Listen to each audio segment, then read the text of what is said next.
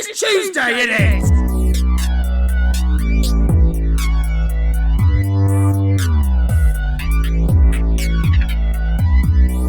Hey everyone, it's Mimi and Weezus. Hey guys, what's good?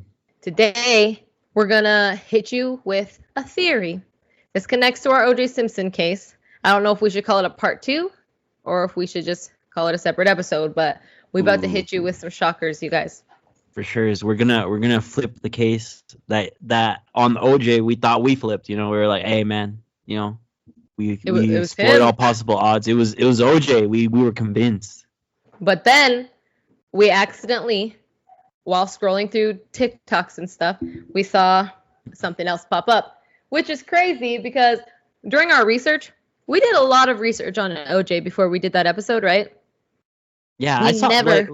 Dude, I saw a lot of videos, and when I say a lot of videos, there's hour-plus videos on YouTube on OJ, right? Jesus has like how do I say, a really good attention span, so I can do two things at once.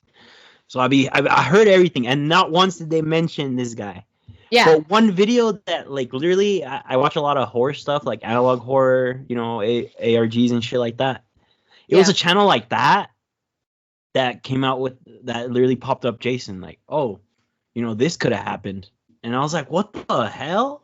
Like, why didn't this pop up when I was doing all this research? It makes no sense because you look up like O.J. Simpson case, O.J. Simpson trial. It talks about O.J., Nicole, and Ron Goldman, and then the kids that they had, and that's it. So we'll start at the beginning, right? O.J. had other kids from his previous marriage. His previous marriage never seems to be mentioned in anything when you're looking up his case. So that was the first shocker to me because I was like, wait, what marriage? Because keep in mind, when this was happening, guys, maybe we're dumb and everyone knew about the marriage, but we were young. Like this was way back in the day. So when this is happening, we're like little baby kids or not even born. You know what I mean? It's like they would still run reruns of the case, dude, on TV. Yeah. So like it was fresh. So he did have a wife previous to Nicole. Her name was Marguerite. And they met way back in college, right? This was before he was even famous. That was his day one, dude. She supported him when he was down bad. The baby girl that he brings through the rags and riches. Mm-hmm. And then when he's already a star, he just leaves her behind. Yeah, basically. That's basically what happened. So we'll start with the weird fact is back in high school, Marguerite was. Though? No, she got remarried a couple times. She's still here. She's a nice looking lady. Yeah, it's like she's not dead. That's why I'm asking. No, she's still here.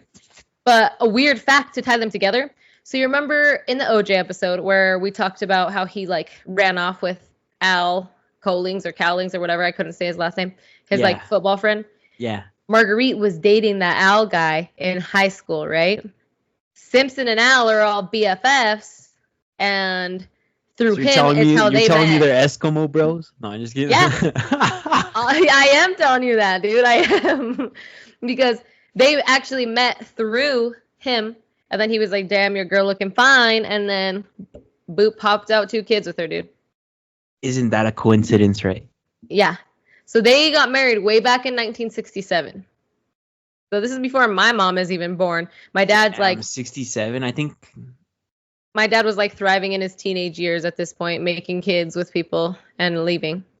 Oh man, I feel so bad for not even knowing my mom's birthday. Oh, I think it is 67. Is it? My mom's 69. My mom's a 69 baby, so she wasn't even. 69. Your mom? Okay. Yeah, no, my mom was born 67. Probably 67. Fuck, dude. I don't even know, dude. I just know. Yeah, you don't even know. Yeah.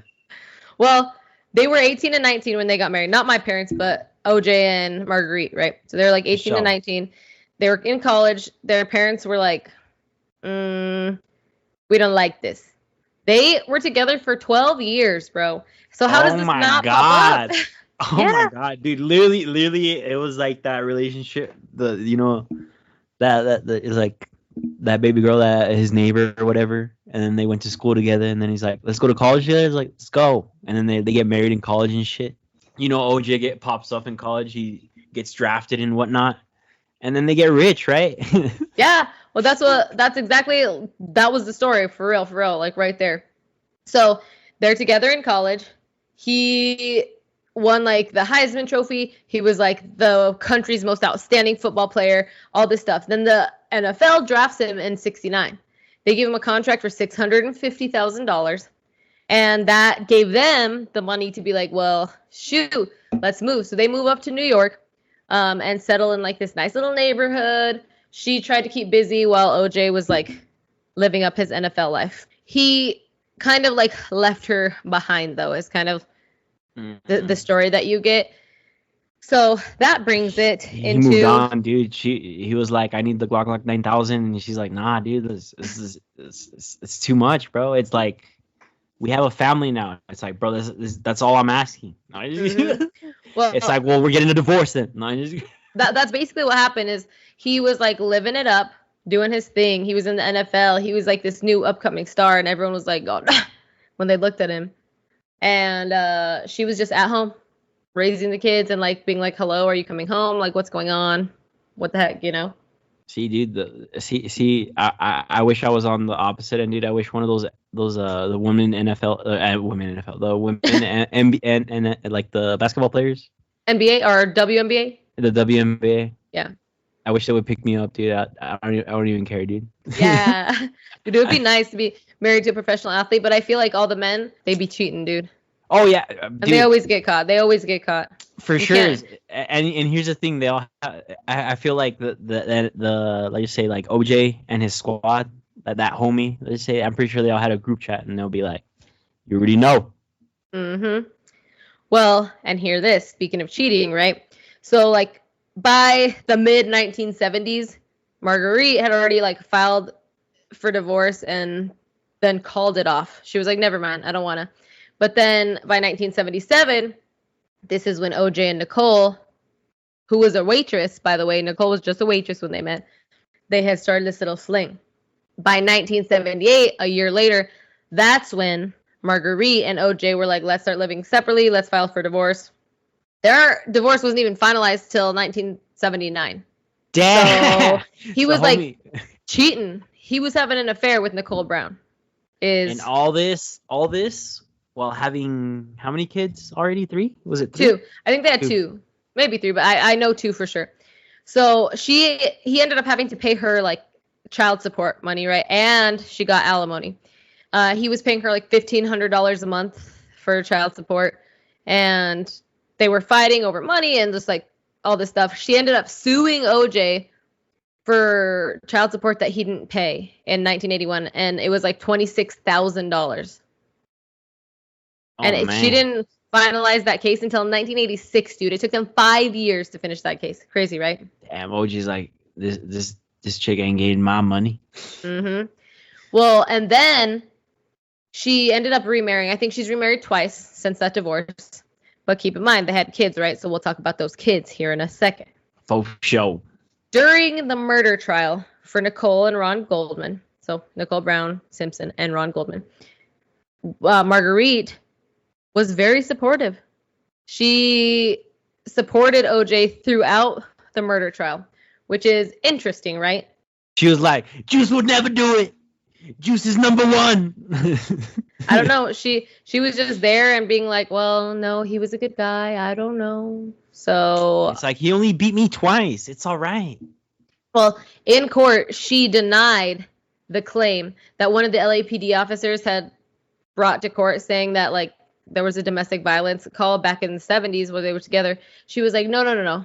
That never happened. But she called the police and said that O.J. Simpson had punched her and choked her and pushed her to the ground, all this stuff. He denied it, and so did she in court for this murder trial, dude. See, dude, that's the sketchy part. See, like, it kind of makes more sense now.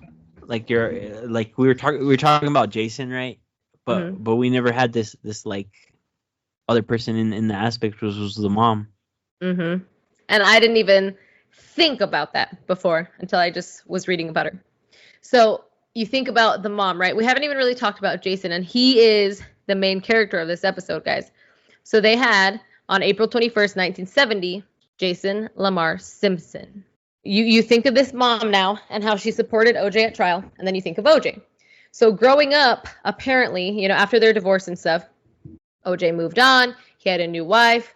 He was making this new family, blah, blah, blah. He wasn't there for these kids, so he felt guilty. So he was like very supportive of Jason. He like paid his way through stuff and all these things, right?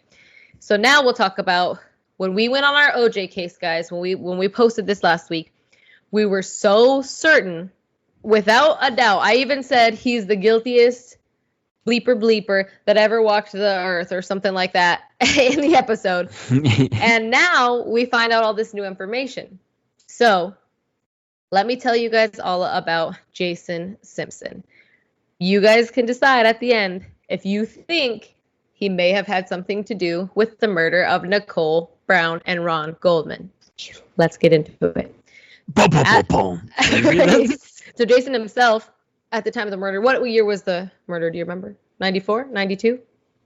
It was like you said. It was your 4 months before your birthday. That's right. Okay, so it was in 94.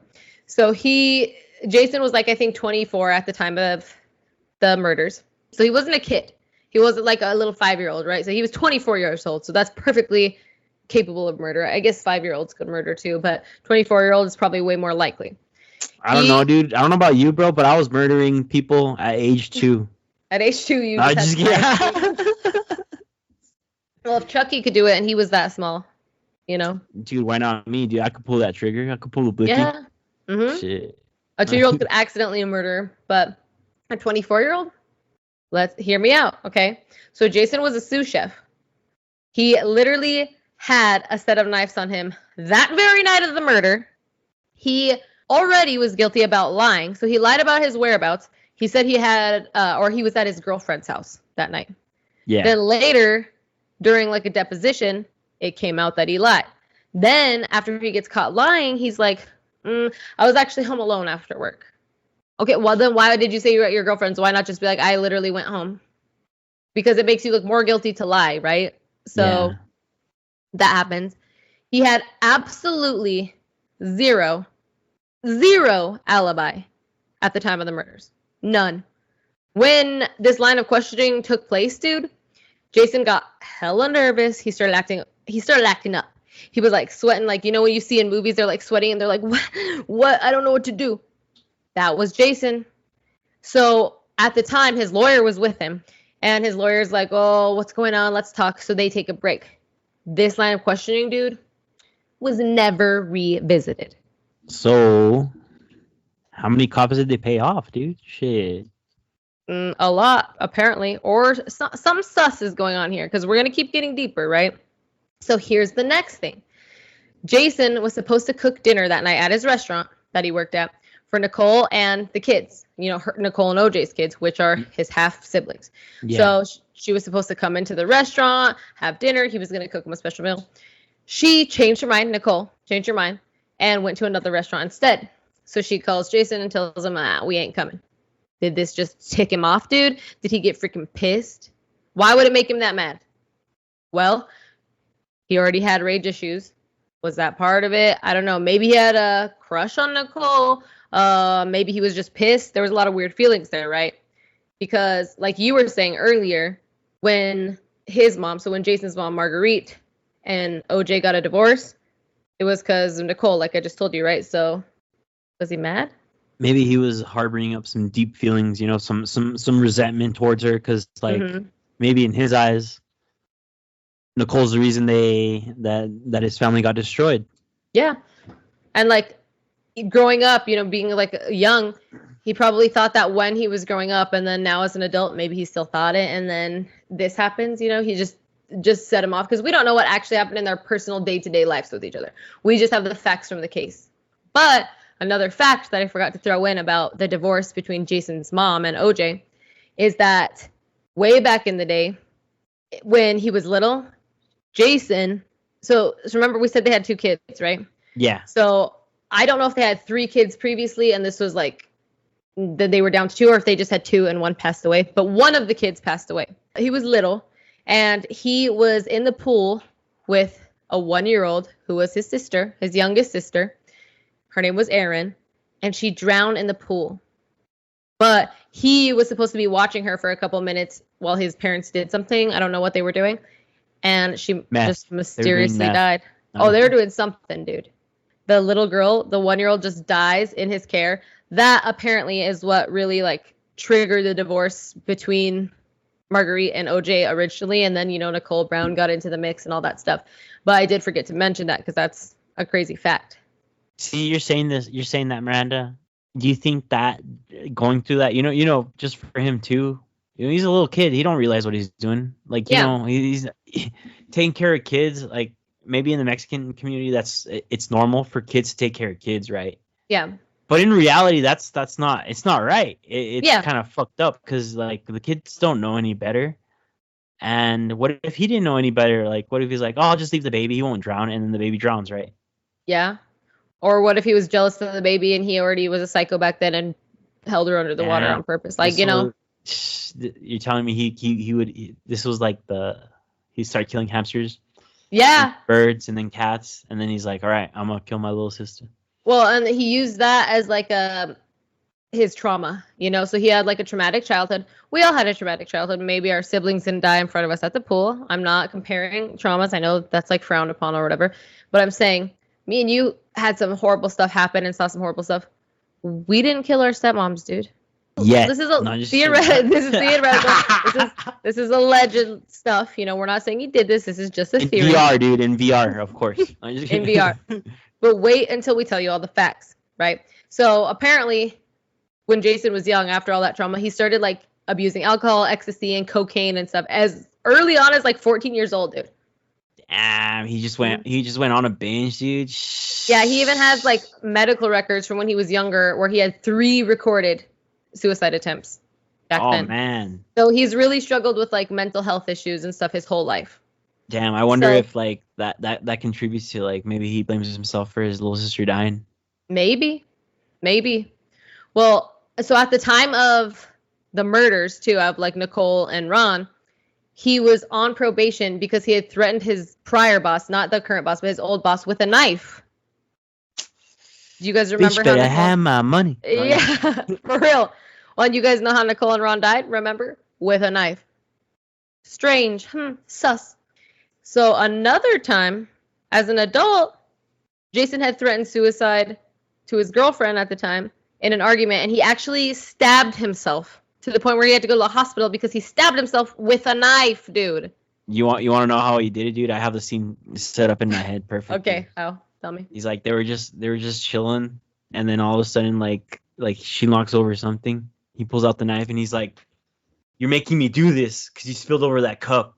And it's like, what do you mean? And he's like, "You're making me do this." And then he just stabbed himself in the stomach. No, he probably did. That's probably what happened. And she was like, "Please don't." And he was like, "I'm only doing this because I love you." Like one of those things. Yes, dude. Yeah. They like flip it. Well, all right. I guess it's like that's not your jugular, but I mean. All right.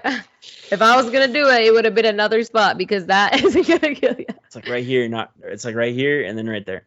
Yeah, you're like not there. Not there. So another thing, dude, is that he actually attended the Army and Navy Academy. So, and he went through like special knife training. And one of the people that he went to this training with and that he met in like, boot camp and stuff, who went through like this special knife training, I can't remember what it's called, with him though. They interviewed with a private investigator. Sorry, I couldn't think of what they were called. And he said like, yeah, we did special knife training. We did all this stuff together to learn how to stab and hold knives and like what's the most deadly way to stab someone when you're in combat. Oh man, dude, that brings up to honestly, not even gonna lie, it makes it like that one movie called Wanted. I don't know if you've ever seen it. I have. Yeah, and you know how with Angelina.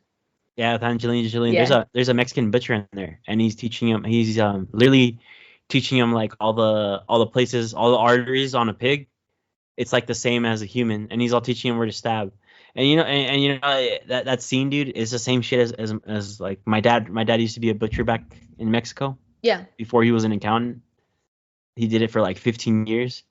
And literally, bro, if I were to ask him, hey, where was like the pig artery on a pig here, he'd be like, oh, it's right here. He knows, right? Yeah. So I would assume that these people, like in their knife combat, know the same thing. They know where the arteries are. They definitely do. They have to know exactly where to stab someone so that you can get like a quick kill on them, you know, because like when you're in combat, you can't be like, all right, let's take our time here. Like you need to get out of there, save your own life, and get this person boop dead as quick as you can. Is basically like what they teach you, I'm assuming, and how to dodge things, how to block things safely, whatever. Every time when they go to like in the army and whatnot, when they leave, they all get like a medical evaluation. His medical evaluation, the guy said that he was like not stable? mentally, yeah, not stable. Yeah, he was not mentally fit to be like let out into society, like something like that. You're lying. Or that he just wasn't fit to be out in public. It's just like that. He would be a danger to public. Dude, that's sketch. That's sketchy as heck. I don't like it. Yeah, and then it fits into like what they're saying, what you're saying about like how he tried killing himself and all this stuff. Yeah. Well, it was just a matter of minutes until he popped. Yeah. Well, he was taking this medication. I think it's called Depakote. Is how I think you say it. I don't know. But he was taking it, and it treats like rage issues. It's used for other things. It's used to treat seizure disorders, certain psychiatric conditions, manic phase of bipolar, and to prevent migraines. So it's used for all this kind of stuff. And it's used to treat rage stuff, and especially that bipolar stuff. But he was on it, right? So he was already taking that and had known rage issues and had been in therapy a lot of the time. So when he was a much younger teen, right, that's when, like, he was like a tween. That's when, like, the little sister dies and tears the family apart. And then he's with Nicole. So that right there, like, when he's a kid, that's when it happens. And then he goes into the army. And then his rage issues start. He goes on this medication. This is the other weird fact of the case, you guys. So whoever killed Nicole and Ron would have been covered in blood, right? You can't just stab someone 29 times or 25 times plus and not have blood on you, or like, you know, only get 2 drops somewhere. So remember this, Ron, he put up a fight. So getting into a car after you've just stabbed people that many times and been running through blood and all that stuff, yeah, in my mind at least, and in the private investigator's mind and any normal person's mind, you would think that probably means there might be a few, you know, more than 2-3 drops of blood in your vehicle that you're going to get in after that, don't you think? For sure, dude. You're going to be covered in that bee. Yeah, you're, especially if you guys look up the crime scene photos, there is blood everywhere. Everywhere. It is horrific because there's so much, but it was all over the place. So it's not like it was a clean murder. I don't know. I shouldn't have said that. I don't know what to call it. So there was blood everywhere, right? This is the other thing, is we never got to see Jason's Jeep, right? The police, they never looked in Jason's Jeep. But what we do know about the Jeep is that Jason took the hard top or soft top, who knows, off of it, and he left it out in the rain uncovered after the murders for days. He knew, bro. He knew, like, oh, they might come find me. Mm-hmm. So that makes him look even more sus, right? Because when they looked in the Bronco, there was 3 drops or something that they used in the case. Like a footprint, like with 1 drop of blood in it. That didn't, like you said. Don't know. Sounds fucking weird and sus to me, dude. Sus. So then you think, like I told you at the beginning, how OJ felt guilty because he was never there for Jason. You know, he paid his way through everything. He got him everything he wanted. Imagine if OJ were to cover for any person on the planet. Don't you think it might be Jason, his 24-year-old son? Yeah, and it makes sense because, you know, throughout his whole trial, you guys see the live feed, the live videos and all this. He literally says that he's not lying. Yeah, OJ? Yeah, he says OJ. He's not. He said, OJ I didn't kill anyone. I didn't kill anyone. I didn't do it, right? And then, you know, let's bring up the gloves real quick. So, like I said in the last episode, there was 1 glove that they found near the body, and then they found another glove somewhere else. Yeah, like in the alley or something, right? Alley. Or yeah. No, in OJ's house. In OJ's house. Yeah. Yes. And the gloves didn't fit OJ, right? That was the whole thing, you know. If the gloves do not fit, you must have quit. And the thing is, yeah, you're right. They didn't fit him, right? They were a tad bit smaller. But you know who's a tad bit smaller than OJ, dude? Is Jason. Jason is a tiny bit smaller than him. And you know they never tested these gloves for DNA, and if they did, you know they probably are like, oh no, it's already been tampered with because Jason or OJ put his hands in it and shit like that. You know they would have pulled off some bull like that. Well, and like we talked about before, how there was like the police were being, I don't know, blamed, or they were getting in trouble for not doing their jobs correctly, not taking blood samples on time. So like all of that could have been thrown off if they were trying to do it by DNA, but the gloves didn't fit. But like you said, did they fit Jason? We don't know because he didn't have to go. He didn't have to step up. So here is a theory that someone I saw online had, and it is that, okay, imagine this. Jason, after he gets all pissed off because Nicole cancels dinner and doesn't take his brother and sister and whatnot, he goes to her house to confront her about dinner. He realizes, oh, shoot, Ron is here. They are having an affair. Because it has been said that Ron and Nicole had been a little too friendly, you know, over like the past few weeks leading up to this. And Ron had gone over there for glasses or something apparently. But, okay, imagine Jason rolls up. He's going to yell at Nicole. He pulls in. Ron's there. Something bad's happening. Or maybe nothing bad's happening. He just gets pissed and is like, this is why she's not like with my dad anymore after all the things she put me through, right? Gets hella mad.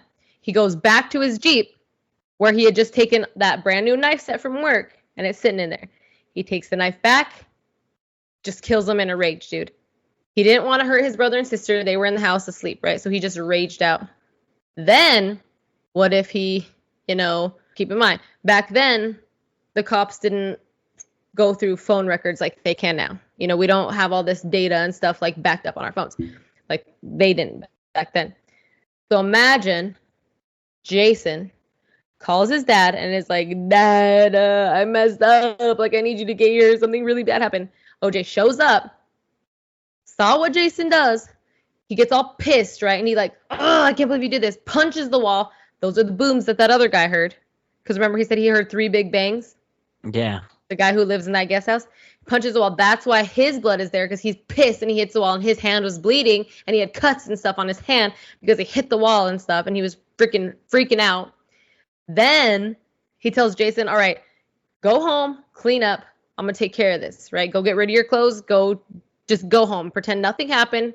Get the heck out of here. What if that's what happened? That's why there was not barely any blood in OJ's car, right?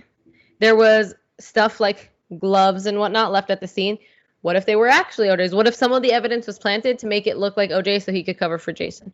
Or what if none of it was planted? Like, you don't know. But there was the only evidence that they had against OJ himself is like something like 60 drops of blood or something, right? Nothing else at all. Nothing else. There was no phone calls. There was no camera footage. There was literally no other evidence besides the drops of blood. There was like questionable theories like, oh, well, you had those gloves before. Nicole got you those gloves. Oh, what if he, since he was trying to get close with his son, what if he bought his son the matching pair of gloves or whatever so that he had them and then, you don't know. So here's the other weird part, Jesus. So like I said, nothing else at all besides that little 60 drops of blood. It sounds like a lot, but it's probably like this much. Like a drop of blood from a syringe, it's not a lot. Not a lot of blood. So they had 60 drops, right?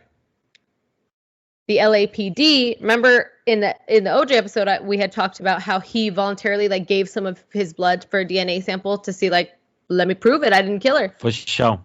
They had like 1.5 milliliters of OJ's blood. Guess where it is? Missing.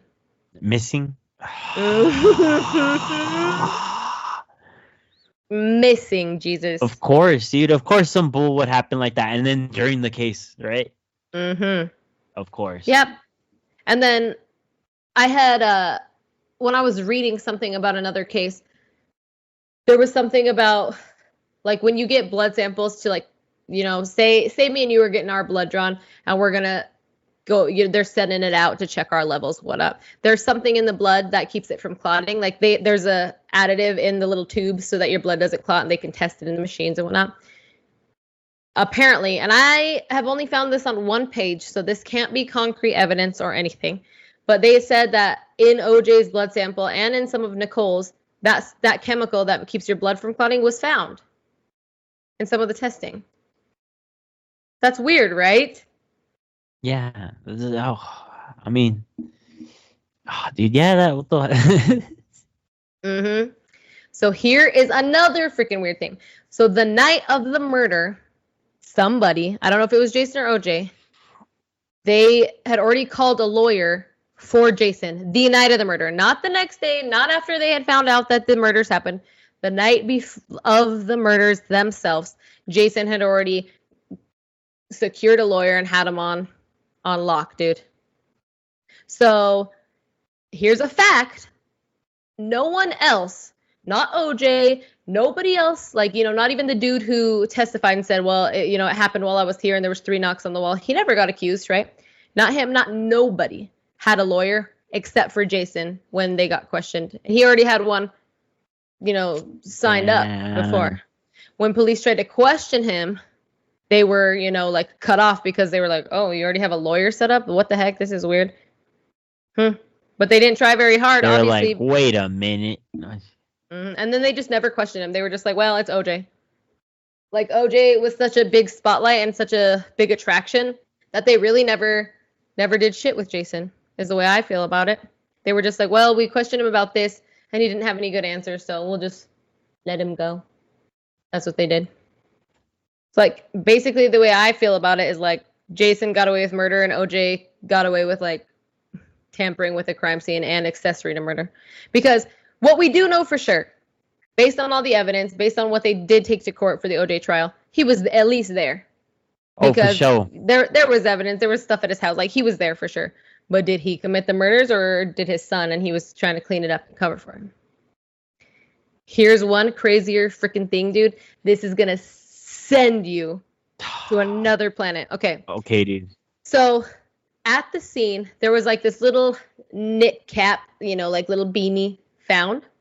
It had dog hair on it, and they couldn't pinpoint like where did this dog hair come from, because it was like quite a few dog hairs. It wasn't just like one by accident, And they were like, well, OJ don't have a dog. What the heck? Well, you know who did have a dog? Jason. And you know what kind of picture I have? oh, of course, here it is. It's Jason wearing the hat with his dog, dude. Oh my God. The exact same hat. Yeah, the exact same hat that was found at the crime scene. They're like, but the Jews don't got no dogs. He's he's got the dog in him though. No, I just he got that dog in him. That's literally how they acted. All this evidence points towards Jason. They just didn't do anything. That's the weirdest part, dude. Because they wanted to get the juice, bro. They did. Like that was the power went to their head. That was their focus. Was literally, okay, well, OJ's famous. If we get him, we can do anything, right? See, I feel like they went off, like the judges went off on OJ trying to be like, we're gonna get this guy convicted. We're sick of all these NFL stars going through this shit. And then when all the evidence started coming in, and then stuff started not matching up, like it should have been, like, because they took a lot of evidence, dude. Like, there's blood everywhere, like you said. There's just, it's all this stuff, and they couldn't find him. Literally, because he had that lawyer, right? And then when they did that initial interview, when he started freaking out, and then they were just like, all right, we won't ask him again. We don't want to give him anxiety. Calm down. Why? Give him the anxiety, dude. So here's another part, too, that I just remembered. And so Robert Shapiro. We talked about him in the OJ case because he was like the lawyer in like the dream team that I talked about. For sure. So in an interview, after the trial was done and everything, he said justice was done, but moral justice is something that he didn't want to discuss, not even with his own wife. So is he referring to OJ not being the murderer and moral justice being him not being able to tell the truth about Jason? Like, or, actually get Jason, like at least someone's in jail for it? Like, is that what he means? Damn, he's like we gotta blame someone for it, right? It doesn't add up. Mm-hmm. The knives used for the murder were I don't want to say matched because to this day, the murder weapon hasn't been found, right? But they matched the type of knife that was suggested would have been used to like kill Nicole and Ron. They matched the same kind that were found in Jason's storage room years later. Like, are you kidding me? Found the evidence, dude. He kept it as a trophy.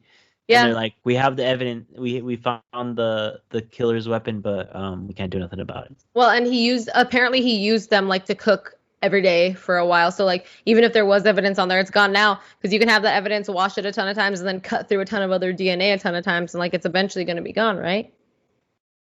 All the knives that OJ had on him, because they tried to say stuff about him having a pocket knife and him having this and this and that, Oh, because I remember he talked about having a knife in his Bronco that he kept under his seat. But the thing is that that knife, they checked it, they did excessive testing on it and they found nothing on it. Oh, and they said it like barely even been used, right? Yeah. Something like that. So, and even the knives at OJ's house, completely different types of knives than what the stab wounds were. But the kind Jason had, they matched. They match the type. It don't make sense, dude. It don't make sense. There's a few more things. So another thing is that he was charged for nearly killing his girlfriend years before with a knife. Oh my God. Like, are you kidding me? He had all the record of mental health, mental health stuff. He had all those records, mental health problems and illnesses.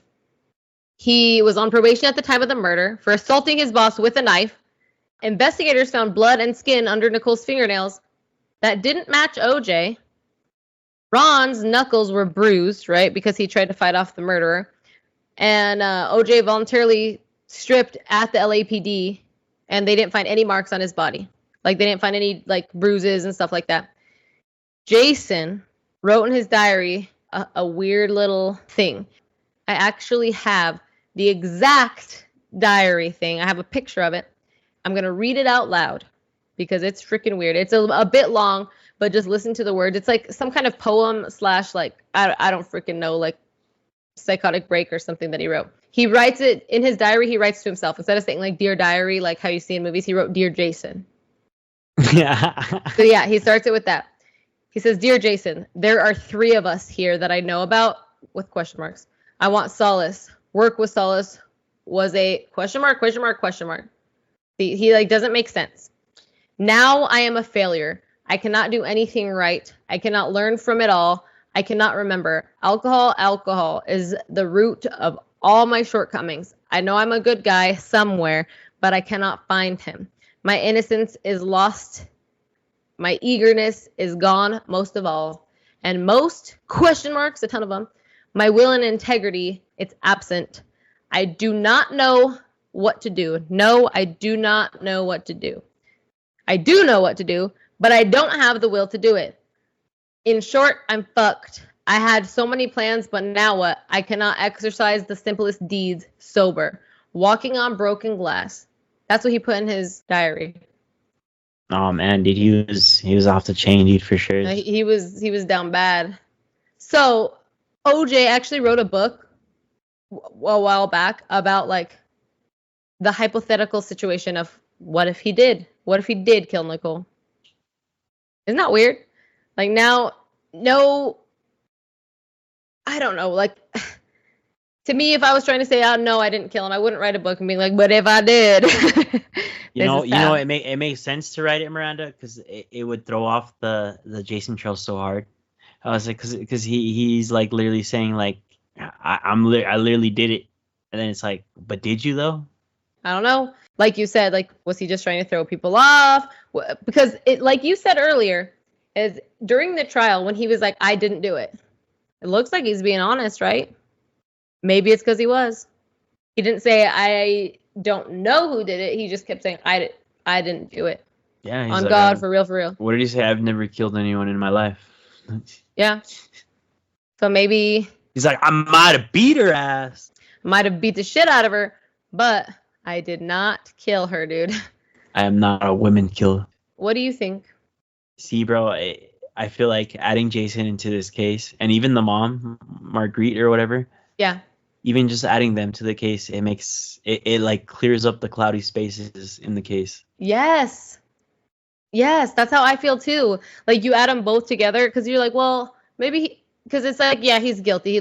He's guilty. Like we keep saying that, but like why? Because the only proof, when you do look at it, the only evidence they had was just a few drops of blood, and then some gloves. Yeah, well, and like the gloves technically aren't even proof, because if they were proof, they would have been able to convict him quite early on in the trial, but they couldn't because the blood was the only thing. They didn't have evidence of like where he was, where he wasn't, this, that, or the other. You know, it was just, well, there is your DNA here.